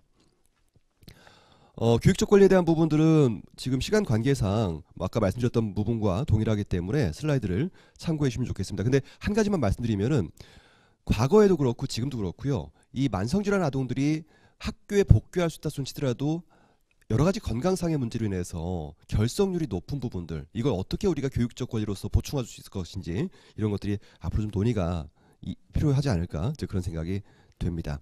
세 번째로 의료자원 배분에 대한 문제입니다. 그 제한된 의료자원들이 지금 코로나19 이후에 대부분 방역에 대한 부분들 그 다음에 감염에 대한 부분으로 집중되고 있다 보니까 필연적으로 암 환자를 비롯한 중증 질환자의 통상적 치료에 의료자원들이 제한될 가능성들이 높아지고 있습니다. 국내 실증적 연구들은 부족하지만 이제 국내 관련해서 뭐 건강 형평성학회라든지 여러 논의들이 계속 지금 이루어지고 있는 부분들은 앞으로 이게 계속된다고 한다면 의료 자원을 어떻게 분배해야 될 것인가 이런 것들도 사실은 굉장히 중요한 이슈라고 볼 수 있겠습니다. 잘 아시는 바와 같이 지난 3월에 대구의 할머니의 거짓말 아주 언론에도 많이 보도가 됐었는데 당시에 이제 그 배경이 될 수 있는 부분이 바로 과도한 병원 폐쇄 지침. 뭐 지금 어느 정도 좀 완화된 측면이 있습니다만 이제 의료 자원들을 이 중증 질환을 갖고 있는 환자들 또 그다음에 아동들을 대상으로 어떻게 배분할 것인가 이런 이슈들이 앞으로 또 고민이 되는 지점입니다. 그 의료 자원의 배분에 있어서 특히 이제 앤더슨 모형에서 보건 서비스 행동 모델이라는 것이 있습니다. 여러 가지 그러니까 단순히 병원을 늘리고 단순히 병원을 더 오도록 하고 이런 부분들만 가지고 좀 보건 의료의 접근성들이 높아지는 것이 아니라 일종의 그러니까 그 이네이블링 팩터들, 그러니까 가능 요인들이 굉장히 중요합니다. 특히 가족의 여러 자원들, 또 지역 사회의 어떤 접근성들 이런 것들이 굉장히 중요한데 그 실제로 건강 형평성 차원에서 코로나19 상황에서 각 국가별로 어떻게 병 의원들을 많이 지었냐 그것보다도 어떻게 이네이블링 팩터들을 잘 관리했느냐 이것이 굉장히 중요한 요소인 것이 여러 실증 연구 결과 확인이 됩니다. 뭐 이건 시간 관계상 다 말씀드리지는 않고 넘어가도록 하겠습니다. 다시 말씀드리고 싶은 것은 소아청소년 암을 비롯한 만성질환 아동들 또 그다음에 이따 또 그 토론자이신 김동석 이사님께서 말씀해 주시겠습니다만 이 장애 아동들을 비롯해서 여러 건강 취약계층 아동들이 실제로 어떻게 의료 접근을 하고 있는가 그 의료 접근을 하는 차원에서의 그 가능하도록 만드는 요인들을 어떻게 사회적으로 지원하는가 이런 부분들이 굉장히 중요하지 않나 생각을 해봅니다. 이에 대한 부분들에 있어서 앞으로 논의들이 더 확대될 필요가 있겠습니다. 한 2분 정도 남아서 이제 그 2분 남은 시간 동안 결론과 후속 논의의 제언들을 하도록 하겠습니다. 사실 이번 발표 준비를 하면서 그 이제 소아청소년 암을 비롯한 만성질환 아동들의 그 코로나19 이후에 어떠한 지원들이 필요하며 어떤 것들이 문제인가에 대한 부분을 문헌을 뒤져보면서도 사실 굉장히 제한적임을 알 수 있었습니다. 그렇듯 앞으로 이런 연구들이 좀 더 확대되어야 하지 않을까 생각이 듭니다. 우선 첫 번째로는 코로나19 상황에서 대다수의 논의들이 교육이나 돌봄 쪽에 초점 맞춰지고 있는데 그런 부분들 당연히 중요하고요. 아울러서 또한 함께 이루어져야 되는 부분이 만성적인 질환이나 만성적인 건강 상태를 갖고 있는 아동에게는 감염 그 자체가 생명 위협의 가능성이 있기 때문에 그리고 그로 인해서 굉장히 심각한 사회적 위축과 정신건강상의 어려움을 가져올 수 있기 때문에 그에 대한 부분의 연구들과 개입 방안들이 논의될 필요가 있겠습니다. 2005년 이후에 건강장애 개념이 도입되면서 만성질환 아동들의 교육적 권리가 보장될 수 있도록 하고 있지만 여전히 이 아이들의 교육적 기회와 사회적 기회가 단절되어 있고 코로나19 이후에 더 심화되고 있는 양상이 보여집니다. 이에 대한 부분들이 앞으로 좀 더 대안들이 모색될 필요가 있겠습니다. 세 번째, 2020년 신규 소아암 진단 아이들이 실제로 의료자원 부족 문제 때문에 어떻게 지금 의료 이용을 하고 있느냐 이에 대한 실증적 근거들이 없습니다. 현재. 그러니까 개별적으로 이제 저도 관련해서 관련 단체라든지 이제 관련 소아암 부모님들께 이제 몇 분들께 여쭤봤을 때 사적으로 그때 확인할 수 있는 부분들은 그러한 것들이 굉장히 좀 어려워졌다. 병원 이용하는 것 자체 그리고 병원에 일단 안 가려고 한다. 여러 상황들 때문에 가급적 좀 관리하면서 이렇게 가는 상황으로 보여집니다. 그 다음에 네 번째로는요.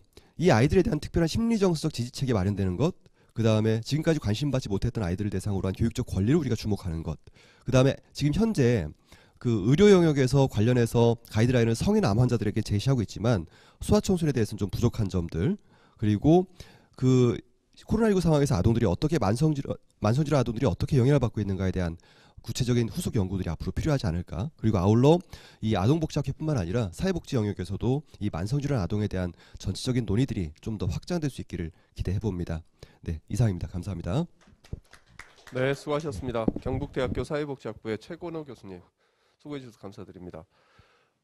사실 우리가 코로나19 바이러스에 대한 얘기들을 많이 하고 있지만 사실은 어른들 중심으로 얘기를 하고 있거든요. 아이들의 실태, 아이들의 위험성 이런 부분들에 대한 정보가 매우 부족했는데요. 오늘 최건호 교수님이 많은 말씀을 주셨습니다. 특히 만성질환 아동의 어떤 어려움, 교육권 보장의 문제, 의료자원 배분의 문제 이런 부분들을 잘 짚어주신 것 같습니다. 이렇게 해서 세 분의 발표를 저희가 들었고요. 세 분의 발표를 들었고 각 발표마다 토론자들이 한 분씩 지정이 됐습니다. 첫 번째 우리 김영모 교수님 발표해 주신 코로나19 아동복지시설 이 발표 내용에 대해서 영락볼인원 원장님, 김병삼 원장님 준비되셨으면 네, 부탁드리겠습니다. 예, 안녕하세요. 반갑습니다. 김영모 교수님께서 아동생활시설에 대한 생활인과 종사자들의 어려움에 대해서 말씀해 주시고 좋은 제안을 주셔서 감사드립니다.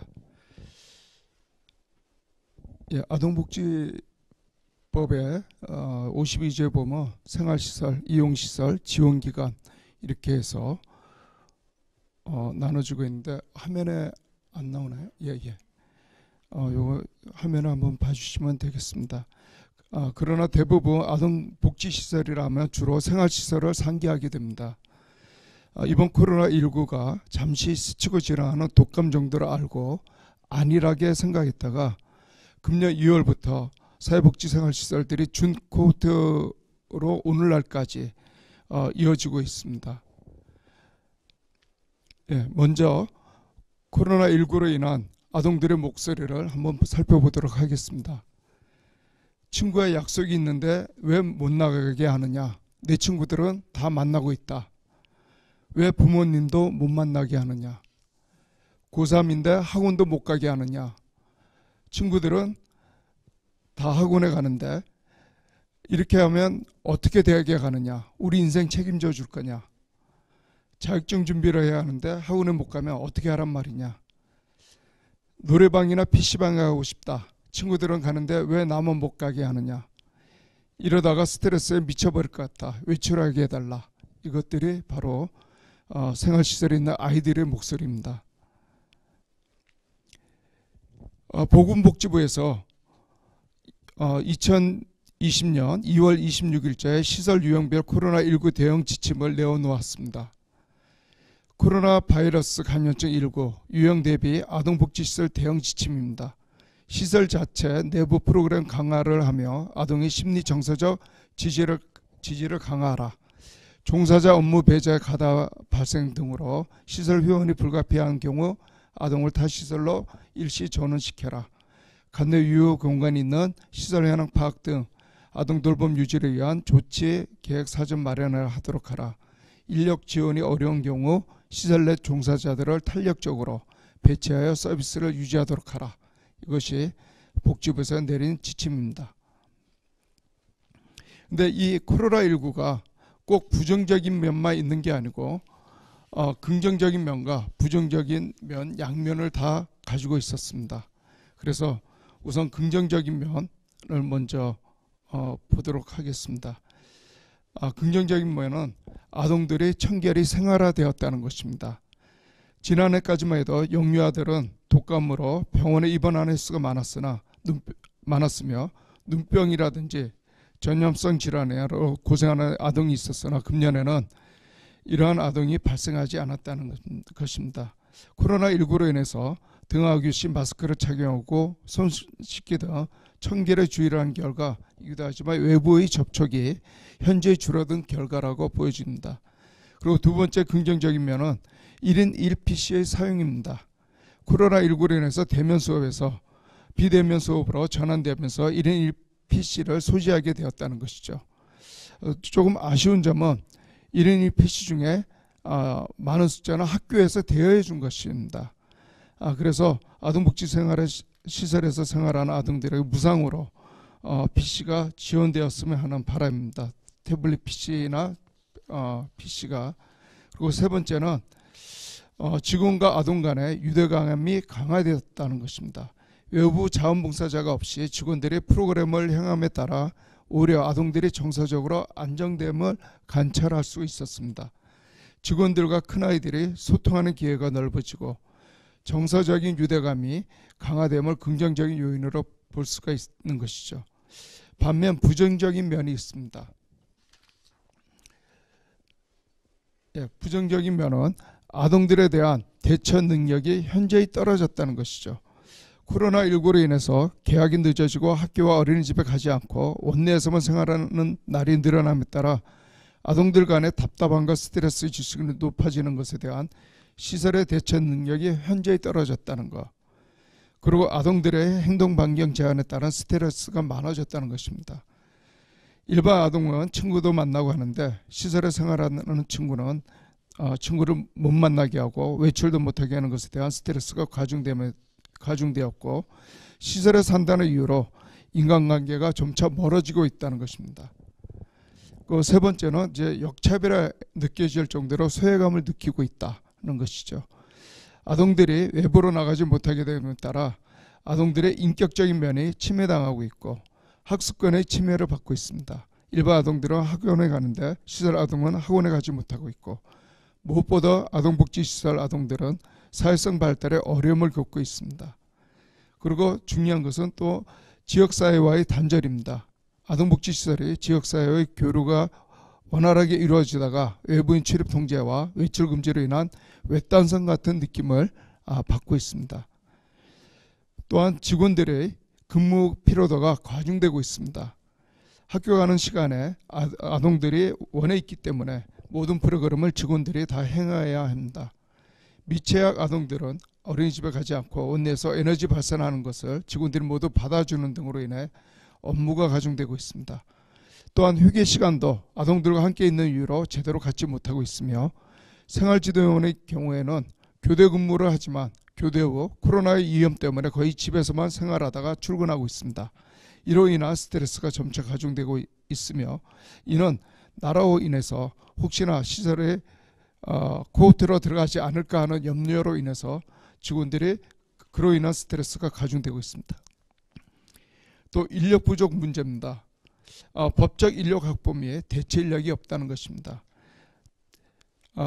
대한민국의 많은 아동복지시설들이 아동복지법에 명시된 법적 인력이 지원되지 않고 코로나 이전부터 아동복지시설들은 평상시에도 인력 부족에 따른 종사자의 과도한 업무량이 지적이 되어 왔음에도 지자체에서는 법적 인력 충원이 안 된 상황이었습니다.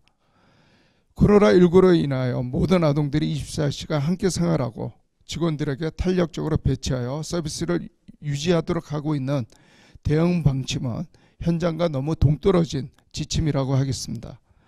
직원들이 열이 나서 먼저 코로나 의심이 되어 병원에 가서 검사를 하면 결과가 나올 때까지 업무에 복귀하지 못하고 있는데 이에 따른 대체 인력이 없기에 주변에 있는 아동들을 함께 돌봐야 하는 어려움도 있습니다. 또한 주방에 근무하는 조리사들의 업무 과중입니다. 하루 3끼를 식사를 하는데 식수 인원이 줄지 않습니다. 직원과 종사자들을 포함하면 50명에서 100명이 됩니다. 그렇기 때문에 그에 따른 피로도도 많이 느끼고 있습니다. 예.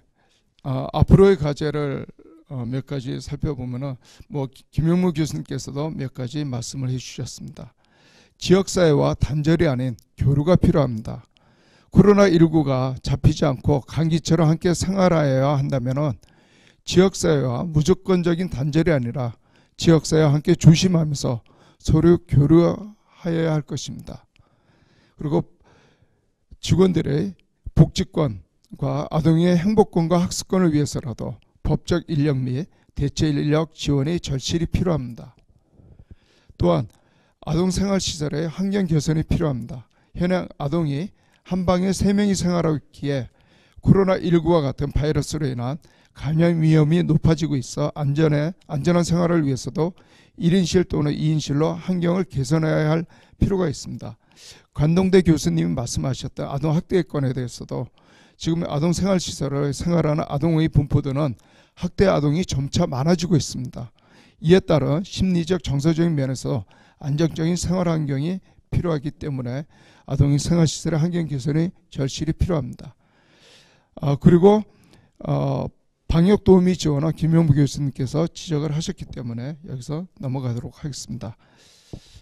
그리고 간이 면회실 설치 지원입니다. 금년과 같은 코로나19로 인해서 외부인 출입이 통제되고 코로나19의 감염자가 많이 발생하면서 외출 금지가 이루어지는 가운데 아동과 부모와의 만남이 없어 불안한 가운데 있는 아동이 많이 있는데 이를 해소하기 위해서 간이 면회실을 설치하도록 할 수 있도록 지원이 필요하고 또 사회복지시설 생활방역 매뉴얼 제정비가 절실히 필요합니다. 이는 김영우 교수님께서도 지적했기 때문에 더 이상 언급하지 않도록 하겠습니다. 예, 감사합니다.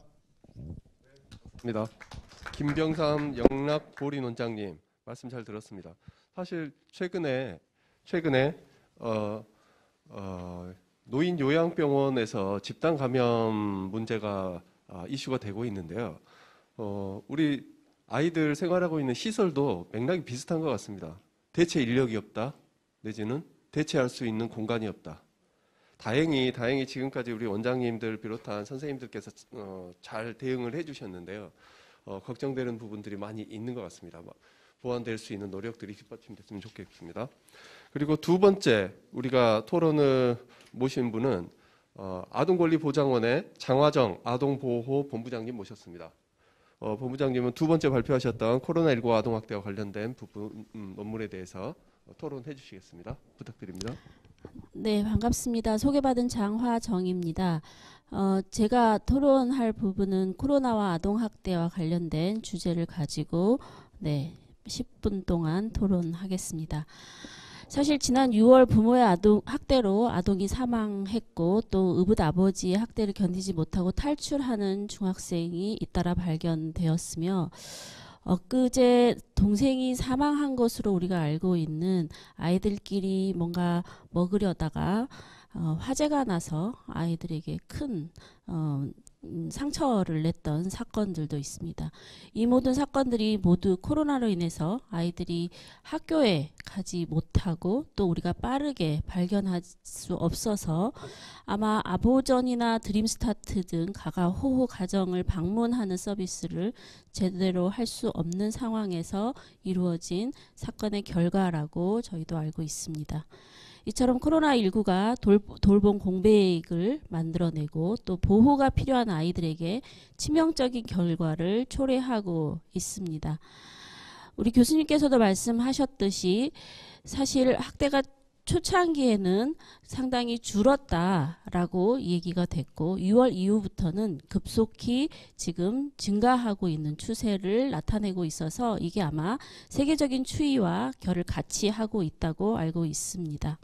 아마 이거는 아이들을 좀 더 안전하게 지켜야 하고 관리해야 하는 감시 기능이 줄어듦으로 인해서 일어난 일시적인 또 그런 현상이라고 분석할 수 있겠습니다. 교수님께서 말씀하신 의견에 동의하면서 몇 가지 논의를 제가 덧붙이고자 합니다. 다 알고 계시는 10월부터 전담 공무원이 조사를 담당하고 아보전은 사례관리를 책임지고 있습니다. 그래서 아동학대가 위기 개입이다. 아이의 안전을 빠르게 그리고 안전한 장소로 보호하는 것이 우선이다라는 것은 누구나 다 알고 있는 상황입니다. 그럼에도 불구하고 지자체마다 사실 조금씩 이 코로나와 관련된 여러 가지 지침이 달랐습니다. 그래서 이번 화재 사건도 인천시 같은 경우는 나가지 말아라 라는 지시가 있었기에 저희가 사실 좀 그런 부분에서 상당히 마음 아픈 상황들을 가지고 있습니다. 그래서 이렇게 현장은 반드시 아이들을 구출하러 나가야 됨에도 불구하고 119로 신고된 접수 상황에서도 사실 머뭇거리게 되는 그런 상황이 있었습니다. 그래서 먼저 저희가 돌봄 공백을 예방하기 위해서 사례관리 지침 강화를 위해서 아동권리보장원이 지금 준비를 더 하고 있습니다.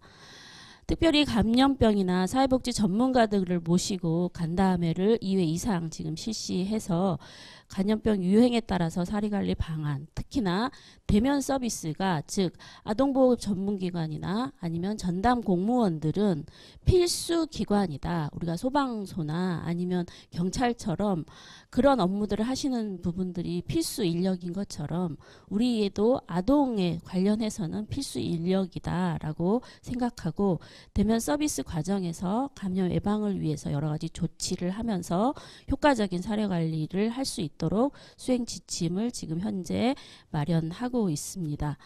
사실 병원처럼 완전 무장을 할 수 있지는 못하지만 그래도 전담 공무원과 상담원은 안전을 확보할 뿐 아니라 방문하는 가정에 또 민폐가 되지 않도록 수준의 장비들을 갖추고 24시간 신고와 사례 관리에 응할 수 있도록 지금 준비를 하고 있습니다.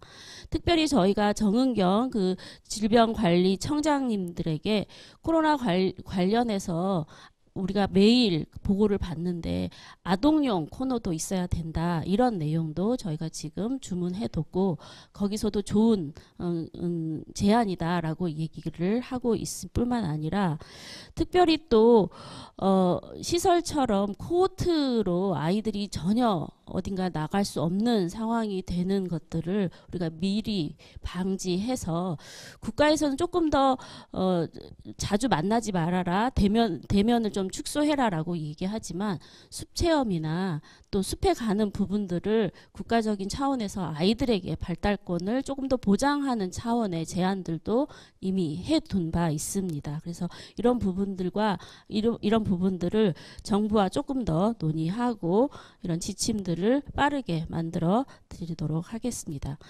두 번째는 전문 가정위탁 제도와 관련된 문제입니다.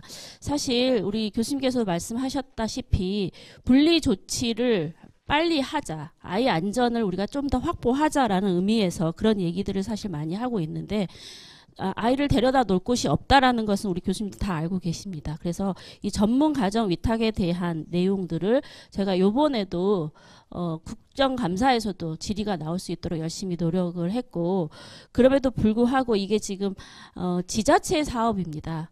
그래서 전문 가정 위탁에게는 그 전문 가정 위탁 제도를 운영할 수 있도록 가정에 월 100만 원씩 주도록 해서 일단 100가정 정도라도 시작을 하자라고 얘기를 하고 있는데, 지금 현재는 4개 지자체만이 그 업무를 하고 있고 40만 원씩 주고 있습니다. 그래서 한 25억 정도, 25억 지자체 25억 이렇게 하면 한 50억 사업입니다. 이게 빠르게 자리매김할 수 있어야만이 아이들이 특히 학대를 받았거나 영유아거나 그다음에 경계선으로 약간 우리가 조금 더 돌봄이 필요한 아이들에게 이런 제도가 반드시 필요하다라고 생각하고 있습니다. 세 번째는 이아동 행복 시스템과 관련해서 잠깐 말씀을 드리고 싶습니다. 발굴 신고 체제만 가지고는 사실 어렵습니다. 그리고 우리 교수님께서도 말씀하신 것처럼 예방, 이게 가장 중요합니다. 그럼에도 불구하고 이 아동 행복 시스템이 그런 의미로서 사전에 가서 학대로 연결되지 않도록 하기 위함을 만들어낸 제도입니다. 그럼에도 알고 계시는 것처럼 이 17만 명의 의심 아동이 발굴됐음에도 불구하고 실제 신고는 96명 뿐이었고, 이 인천 라면 사건 아이는 27만 명 안에 포함되지도 못했습니다. 그래서 또 어떤 의원님께서 아주 이 아동 행복 시스템과 관련해서 여러 가지 얘기들을 지적을 해 주셔서 조금 더 꼼꼼히 가정 방문을 할 수 있도록 교육하고, 또 지자체 안에서 우리가 이런 문제들을 면담하는 기술을 정착할 수 있도록 좀 더 노력해 보겠다라는 말씀을 드리고, 기재부에서도 사실 이 아동 행복 시스템뿐만 아니라 내년도 예산을 347억에서 내년도를 485억으로 40% 지금 아동학대 예산을 증가시켰고요. 이번 4차 추경, 요 마지막 추경에서도 47억을 추가해서 피해 아동에 대한 인프라 구축 21억, 시군구 상담 조사실을 좀 강화시키는 거 24억, 그다음에 아동보호 전담 요원들을 배치하는 거 1억, 그리고 아까 말씀드렸던 국가아동 전담 시스템 이런 보강들이 또 1억이 들어왔습니다. 그래서 시스템을 고도화시키고 이 아동 행복에서 뭔가 찾아내는 아이들을 조기에 저희가 발견할 수 있도록 해보겠습니다. 네 번째 마지막은요. 아까 말씀해 주셨는데 아이들이 아동에 대한 치료만이 너무 집중되어 있는 거 아니냐, 이건 사실 법안이 좀 고쳐져야 되는 부분이 있습니다. 저희가 가족에 대한 지원을 반드시 해야지 아이는 다시 가정에 돌아갈 수 있다는 걸 누구보다 더 잘 알고 있습니다. 그럼에도 불구하고 이 가족과 행위자에 대해서 강제적으로 뭔가 들어갈 수 있도록 법안 마련이 되지 않고는 아무리 해도 저희가 이 가족에 대한 서비스, 행위자에 대한 서비스가 줄어들 수밖에 없는 상황입니다. 그래서 이제 그런 부분을 함께 조금 더 노력해 주십사라는 부탁을 드리면서, 우리 교수님께서 말씀하신 것처럼 위드 코로나, 네, 마음이 참 먹먹합니다. 오늘 아침 한겨레에서는 마스크가 내 얼굴 같아요, 선생님 말씀이 너무 빨라요 라는 타이틀로 기사가 난 거를 봤습니다. 그래서 우리 선생님들께서는 사실 투명한 마스크를 써서 아이들의 언어 발달에도 조금 더 강조해 주시면 좋을 것 같다라는 생각을 하면서 저희 아동권리보장원도 이런 역할에 조금 더 열심히 노력하겠다라는 말씀을 드리면서 토론회 마무리를 하겠습니다. 감사합니다. 네, 아동권리보장원의 장화정 부분장님 말씀 잘 들었습니다. 사실 지금이 아동학대, 감춰져 있던 아동학대가 지금 드러나고 있는 상황인데요. 하필 최근에 아동보호 전달 체계가 좀 개편이 됐습니다. 그래서 이 과도기에 이 아이들을 어떻게 잘 케어할 수 있을지 걱정이 되는데요. 아동권리보장원에서 많은 노력들을 하고 계시다는 말씀 주셨습니다. 다음 토론은 다음 토론은 최건호 교수님 발표해 주셨던 보이지 않는 아이들의 권리 이 발표에 대한 토론인데요. 이 토론은 토닥토닥 이사장으로 계신 김동석 이사장님, 네, 준비되셨으면 부탁드리겠습니다. 예, 안녕하세요. 사단법인 토닥토닥 대표 김동석입니다. 저는 김동석이라는 이름보다는 건우 아빠라는 이름으로 몇 년간 많은 사람들한테 소개를 하고 있습니다. 건우라는 아이가 어느 날 갑자기 사고로 인해서 장애인이 되고, 그리고 장애인이 된 아들 건우의 삶을 좀 보면서 많은 부분들에 대한 반성, 그리고 우리 사회가 이런 부분에 상당히 부족했구나, 이런 것들이 개선돼야 되겠구나 하는 생각을 하고 있습니다. 이제 코로나19가 지금 유행이 되는 이런 코로나 상황에서 지금 저희 아들이지만 건우는 올해 딱 한 번 산책을 했습니다. 굉장히 그 한 번도 좀 무리를 좀 했었고요. 아까 코호트 이런 표현도 쓰시고 하셨는데, 사실은 코호트 상태, 격리 상태다 이렇게 봐도 될 것 같습니다. 네, 지금 코로나 상황 상황은 사실 좀 그 이전에도 이런 상황들이 좀 있었는데, 사실은 더 심해진 상황이라 볼 수가 있는데, 지금만 갖고서 얘기를 하게 되면 지금 닥친 어떤 문제로 이렇게 인식이 될 수도 있는 좀 부분들이 있어서 제대로 된 인식을 좀 하기 위해서는 이전 장애 어린이들이 어떤 삶을 살고 있었는가, 이 부분들을 짚어볼 필요가 있다는 겁니다. 예. 일단 그 부분들에 관련해서 지금 최건호 교수님이 말씀했던 건강권, 그걸 좀 구체화시켜서 아이들의 치료 현실을 중심으로 좀 말씀을 드리려고 합니다. 그러니까 중증 장애 어린이 같은 경우는 중증 장애 어린이들 같은 경우 재활 치료라고 하는 부분들은 그러니까 삶을 살아가는 데서 그냥 필수적이라고 볼 수가 있어요. 스스로 몸을 못 움직이는 아이들이 많이 있기 때문에 이 아이들의 몸을 움직여줘야 된, 이걸 통해서 신체를 유지하고 건강을 챙겨나갈 수 있는 거죠. 그러니까 이런 부분들이 재활 치료가 되지 않을 때는 아이들의 몸이 신체가 변형된다든지, 그러면서 그거로 인한 건강의 문제, 심지어는 크게 나와서는 생명의 문제까지도 닥칠 수 있다는 것입니다.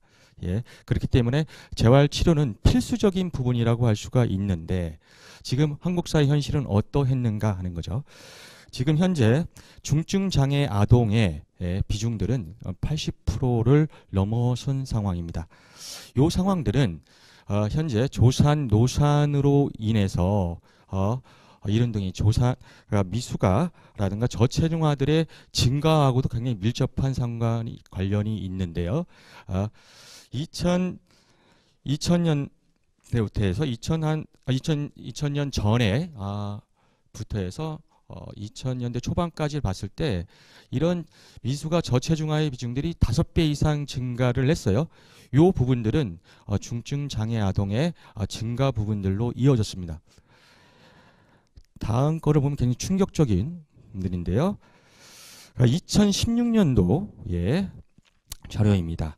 전체 인구 대비해서 장애인의 조사망률을 조사한 것인데, 전체 인구에서 장애인들의 조사망률이 한 4배 정도 높습니다. 그런데 이것도 가슴 아픈 일이지만 더 충격적인 것은 10대 미만의 조사망률이 전체 인구 대비해서 37.9배로 가장 높게 나타났습니다. 이 얘기는 무슨 말입니까? 우리나라에서 장애 어린이, 10대 미만의 장애 어린이가 가장 많이 사망하고 있다는 얘기죠. 예. 이런 부분에는 어떤 현실이 있냐면, 어린이 재활 치료 굉장히 열악한 현실이 있습니다. 즉 어린이 재활 치료가 필수적으로 필요한 내성마비 아이들 그리고 발달 지연의 아이들 중에서 재활 치료를 받은 환자 수 복지부가 파악한 거로 보면 34.9%밖에 되지 않습니다. 그러면 나머지 65.1%의 아이들은 단 한 번도 재활 치료를 받지 못했다는 얘기죠. 참 먹먹합니다. 이런 얘기를 할 때 되면 우리나라에 뭐 재활 이런 표현들을 쓸 재활병원, 뭐 요양병원 이런 것들이 많은데 근데 실제로 이런 병원들 중에서 어린이 재활을 하는 경우들은 0.73%밖에 되지 않습니다. 여기서 하나 질문을 던지고 싶은 건 여기도 있지만 물음표를 던지고 일본의 어린이 재활병원이 몇 개일까요? 한국의 어린이 재활병원은 몇 개일까요? 일본의 어린이 재활병원이 한 220여 개 됩니다. 그러면 한국의 어린이 재활병원은요? 대한민국에 한 개 있습니다. 이러한 재활치료 현실로 인해서 발생하는 문제들이 있습니다. 중증 장애 아동들에게 재활치료라는 것은 생명을 유지하는 필수적인 부분이라고 말씀을 드렸는데 그렇다 보니까 이런 열악한 현실들은 중증 장애 아동들의 생명 위험을 상시 노출시키고 있고요. 조기 개입을 해야 되는데 병원이 없어서 골든타임을 놓치는 거죠. 그래서 치료 효과들이 상당히 떨어지고 있습니다. 재활치료가 제때 제대로 이루어지지 못하고 있고 이를 통해서 장기화되고 있습니다. 그리고 수도권에 그나마 집중이 돼 있기 때문에 이동을 해야 됩니다. 재활 난민이라고 얘기를 하죠. 이를 통해서 경제적 부담뿐만 아니라 어려움 그리고 사고의 위험들도 발생을 하고 커지고 있습니다. 장애 아동 전문병원의 부재로 인해서 사실은 뭐 재활 치료만이 아니라 이런 부재로 인해서 각 전국에 뭐 해당되는 각각의 병원을 찾아서 이동해야 되는 이런 문제들이 발생하고 있고 이런 문제는 치료의 문제뿐만 아니라 교육의 문제 말하자면 의무 교육도 제대로 못 받는 이런 문제들이 발생을 하고 있고요. 나아가서 돌봄의 문제까지도 발생을 시키고 있습니다. 가족의 부담으로 다 돌아가게 되는 상황이죠. 예. 지금 이러한 상황들에서 지금 최건호 교수님께서 말씀하신 보이지 않는 아이들, 전 좀 수정하고 싶습니다. 이전에도 보이지 않았던 아이들, 보이지 않았던 아이들은 더 볼 수 없게 된 상황이라고 볼 수 있겠습니다. 더 힘들어졌습니다. 치료가. 치료기관들이 소아재활을 하는 치료기관들이 문을 닫고 있습니다. 그리고 병원 환경 또한 굉장히 위험한 상황이 됐고 아까 말씀하셨는데 아이들이 굉장히 면역 능력이 떨어지는 아이들이 많습니다. 그리고 중증 장애 어린이들을 병원에서 대놓고 기피하고 있습니다. 그리고 이동하는 데도 어려움이 있고요. 대중교통을 이용한다는 거의 불가능에 가까운 상황이 되어버렸습니다.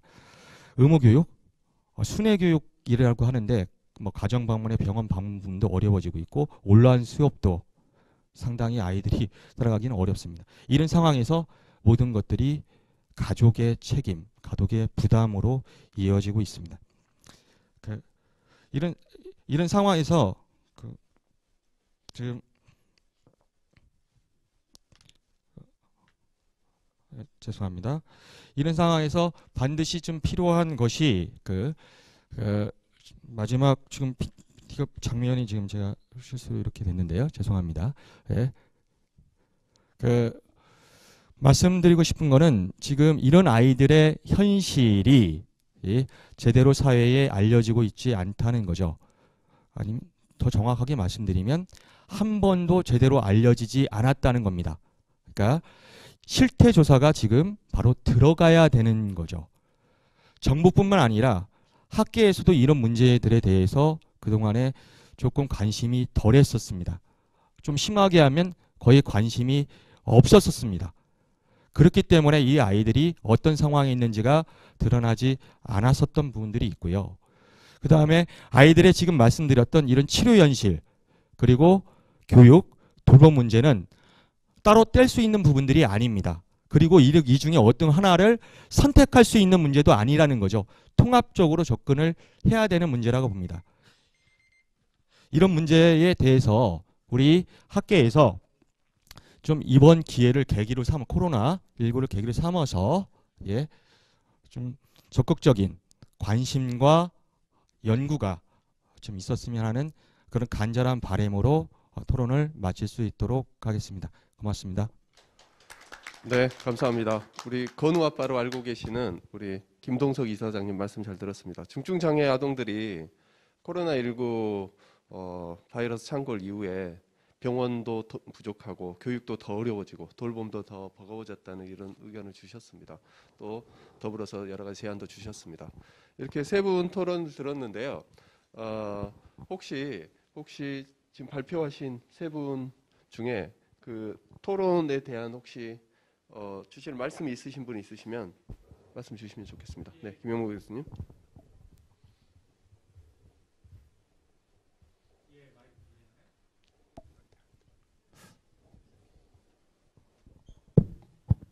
예, 두 가지 말씀을 드리겠습니다. 첫 번째는 우리 토론하신 선생님에 대한 짧게 말씀을 드리고, 지금 유튜브 채팅창에 올라온 우리 참석하신 분 질문에 대해서 두 가지를 한꺼번에 네. 제가 짧게 말씀을 드리겠습니다. 네, 감사합니다. 첫 번째는 우리 토론하신 김병삼 원장님, 저보다 더 현장에서 지금 실제 아이를 돌보신 원장님의 토론의 말씀을 잘 들었습니다. 저는 아무래도 많은 부정적인 면을 말씀을 드렸는데 긍정적인 면, 제가 시간 관계상 말씀을 안 드렸습니다. 아까 말씀하신 것처럼 여러 가지 아이들이 청결해지고 질병이 줄어든 거, 뭐 얘기하려면 끝이 없을 것 같아요. 그런 말씀도 굉장히 많이 합니다. 수면 시간도 증가됐습니다. 그다음에 자유 시간도 증가됐기 때문에 그런 거를 좀 더 활용하는 좀 여러 가지 것들 논의가 되면 좋겠고요. 두 번째는 대체 인력에 대한 부분, 보육사 선생님이랑 특히 조례사에 대한 부분, 아까 제가 언급한 부분을 좀 더 강조해 주신 것 같습니다. 마지막에 사실 제가 말씀드렸던 결론하고 유사한데요. 조심스럽습니다. 코로나가 어떻게 갈지 모르기 때문에. 그렇지만 저는 아동복지 시설이라 그래서 일반 지역사회랑 구분되지 않고 가능하면 정말 조심해야 되겠지만 격리하지 않고요. 지역사회를 교류하는 원칙 하에서 좀 더 조심하고 이런 여러 가지 것들을 만들면 좋겠다 말씀을 드리고, 마지막으로 제가 강조했던 아동복지 생활방역 매뉴얼들을, 매뉴얼하니까 연구보고서 말고요. 지침을 좀 통일된 지침을 만들어서 중앙정부에서 만들어서 지방자치단체에서 같이 활용될 수 있도록 한번 말씀을 드리고요. 유튜브 채팅창에 올라온 질문 여러 개가 있었는데 많은 부분이 그동안에 우리가 아동복지 시설에 생활하는 아동에 대한 코로나19 여러 가지 것들 관심이 부족했기 때문에 좀 더 관심을 가지 좋겠다. 정수권 선생님 포함해서 몇 분이 좀 말씀하셨고요. 마지막으로 질문에 대한 답변 한 가지만 드리면 될 것 같습니다. 김도현 선생님이 비대면 프로그램을 그럼 뭘 해야 되느냐. 제가 두 가지 말씀을 드릴게요. 첫 번째는요. 지역사회와 교류하는 원칙 하에서 움직이는 부분 말씀을 드렸기 때문에 이제는 더 이상 격리하지 않고 정말 필요한 아이들 많습니다. 외부의 전문가랑 치료기관이 필요한 아이들, 뭐 정서 지원이 필요한 아동도 있을 수 있고 심리치료한 심리치료한 서비스가 필요한 아동도 있습니다. 이제는 외부에 조심해서 가고요. 외부 전문가도 들어오면 좋겠습니다. 많은 전문가들이 들어가서 서비스도 하고 치료도 하고 소비도 하는 첫 번째 말씀을 드리고요. 두 번째는 마지막 답변입니다. 그동안에 많은 사실은 온라인 프로그램들이 온라인 학습 위주예요. 학습 이외의 여러 가지 것들, 뭐 발달에 대한 부분이 있을 수도 있을 것 같고, 노는 거, 운동하는 거, 여러 가지 그런 비대면 서비스를 그런 학습 이외의 것들을 좀 더 만들면 좋겠고, 이거는 절대로 저는 개인 시설에서 할 수 없는 일이라고 생각합니다. 중앙정부랑 불가능하면 지방정부에서 시도해서 그런 것들을 개발해서 보급해서 시설에서 활용할 수 있도록 만들어주면 좋겠다 답변을 드리겠습니다. 예, 이상입니다. 네, 감사합니다. 지금 저희가요 현장에서 발표하시고 토론도 하고 계시지만 유튜브 채팅창에 질문들을 올려주고 계십니다. 그 질문에 대한 답변까지 말씀을 주셨는데요. 첫 번째 김도현 선생님이 질문 주셨던 부분에 대한 답을 주셨습니다. 더불어서 제가 조금 말씀드리면 그 아이들 기기를 어떻게든 필요한 기기를 확보해 주는 노력과 함께 이 기기를 활용하고 안전하게 잘 사용하는 방법에 대한 교육도 함께 이루어질 필요가 있는 것 같아요. 아직까지 우리가 거기까지 신경을 잘 못 쓰고 있는데 이 부분과 관련해서 또 채팅창에서도 또 여러 가지 질문들이 지금 올라왔는데요. 마찬가지로 김세용 교수님도 혹시 토론에 대한 의견 내지는 또 정지혜 선생님 또 질문 주셨는데요. 이 부분들을 모아서 같이 좀 답변 주시죠. 네, 장화정 본부장님이 사실 굉장히 좋은 말씀들, 지금 의미 있는 말씀들 많이 해주셨고요. 저도 그 부분에 대해서 많이 이제 동의를 하고 있습니다. 근데 말씀해주셨던 바와 같이 사실은 이런 위기 상황에 대해서 지자체별로 지침이 다른 부분들, 특히 아동이 접근 가능한 서비스 자체가 다른 부분들은 굉장히 좀 큰 문제라고 생각이 들고요. 그래서 아동이 어디에 살고 있던지 공평하게 필요한 서비스들을 잘 받을 수 있도록 이번 기회에 그런 관련된 지침이나 예산이나 인력 확보 등이 잘 되었으면 하는 그런 바람이 있습니다. 특히 뭐 이 아동 행복 시스템 같은 경우에 이제 이미 데이터들은 있지만 우리가 이거를 잘 활용하지 못하는 부분들에 대해서는 조금 더 주의 깊게 봐야 되는 부분들이 있다라고 생각이 들고요. 그리고 이제 아까 질문 주신 것 중에 채팅창에서 질문 주신 것 중에 그 원가정 분리보호에 대해서 이제 질문 주셨는데 이거는 제가 다른 연구를 진행을 하다가 이 데이터를 그냥 굉장히 러프하게 그냥 한번 살펴본 거예요. 그래서 요거를 어디 인용하시거나 이런 거는 조금 제한점이 있을 것 같고요. 다만 경향을 좀 보여드리고 싶었어요. 우리가 원가정 분리보호에 대해서 굉장히 지금 주장을 하고 있는데 물론 이제 필요하다면 분리 보호를 해서 아까 본부장님께서도 말씀하셨던 것처럼 이미 기관에 알려졌었는데 어떤 개입이 들어가지 못하고 그래서 이제 화재가 발생을 해서 형제 중에 한 명이 사망에까지 이르게 됐는데 그런 상황을 이제 방지를 하기 위해서는 필요한 경우에 분리를 하고 우리가 도움을 주는 것이 필요한데 그 분리 이후에 도대체 우리가 뭘 하는 것이 중요한가 이 얘기들을 사실은 하고 싶어서 조금 부족하지만 이렇게 가지고 있는 자료를 조금 한번 보고를 드린 거고요. 그래서 참고 자료 정도로만 여러분들이 봐주시면 좋겠습니다. 예, 이상입니다. 감사합니다. 마지막으로 최건호 교수님도 토론에 대한 의견 내지는 질문에 대한 답변 있으시면 말씀 주시죠.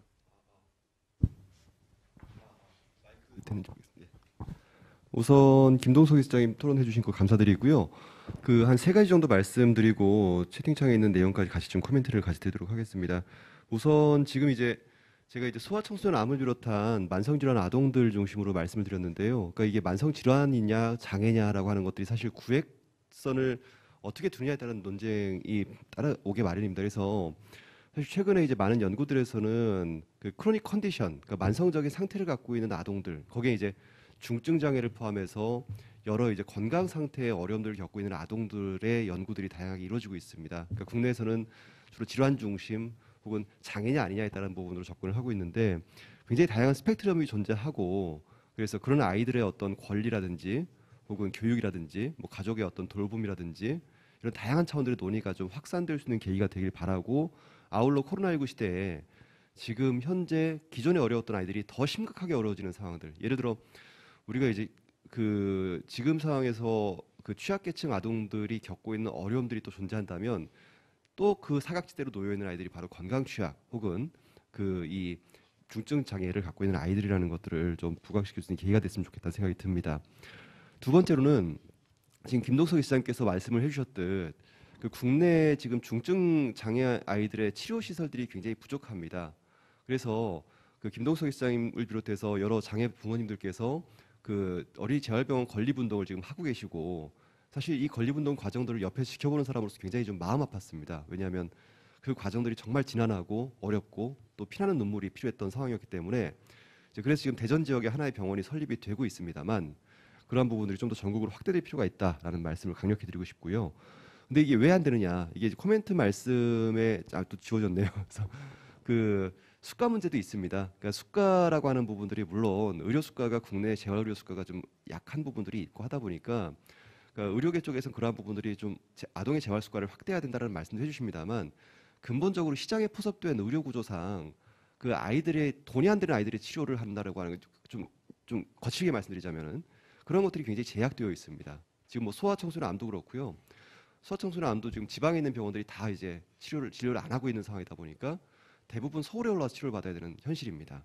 그래서 좀 그 아동의 건강권에 대한 부분에 있어서 좀 공공재적 차원에서 앞으로 발상의 전환과 좀 적극적인 노력이 필요하다라는 생각이 강력하게 듭니다. 그래서 그런 부분을 더 말씀드리고 싶고요.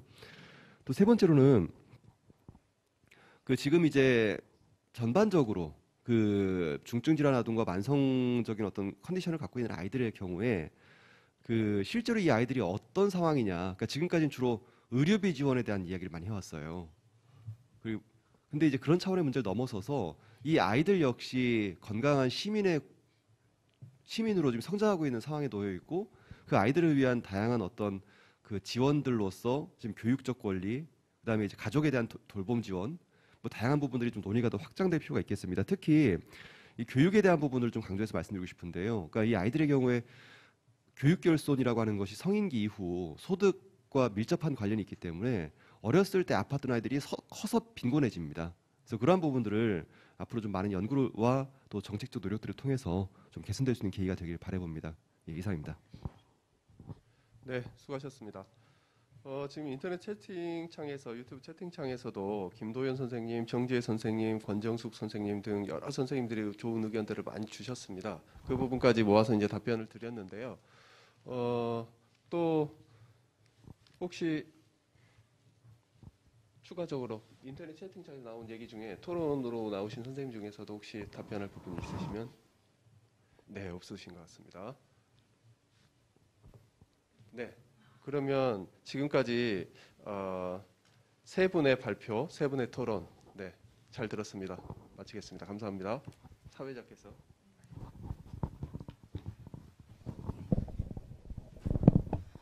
아유, 너무 귀한 발표, 토론 감사합니다. 그리고 자장 맡아주신 김광현 교수님 다시 한번 감사드립니다.